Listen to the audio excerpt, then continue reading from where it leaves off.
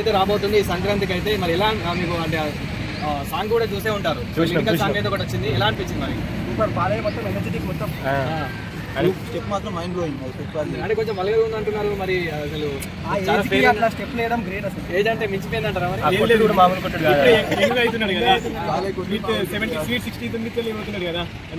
మళ్ళీ మరి సంక్రాంతికి 3 మూవీలు రాబోతున్నాయి.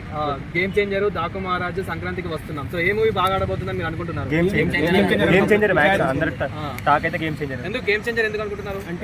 అంటే గేమ్ చేంజర్ కి ఎక్కువ ఫ్యాన్స్ ఉన్నారు. సో గేమ్ చేంజర్ కి రామ్ చరణ్ ఫ్యాన్స్ ఎక్కువ ఉన్నారు. సో వాళ్ళే బాలయ్య అంటే కథ వేరు, మ్యాటరే వేరు. బాలయ్య గారు అంటే నేషనల్ కాదు ఇంటర్నేషనల్ అంటారు. బాలయ్య మ్యాటరే వేరు. ఆయన కొడితే వేరు, అడిగేస్తేనే వేరు, ఆయన మాట్లాడితే ఇంకా వేరు. ఆయన చూస్తేనే మొత్తం. ట్రైలర్ వచ్చినప్పుడు మంచి పాజిటివ్ వైబ్ వచ్చింది, కానీ ఈ సాంగ్ ద్వారా కొంచెం నెగిటివ్ వచ్చిందని అంటున్నారు. మరి మీరేమంటారు?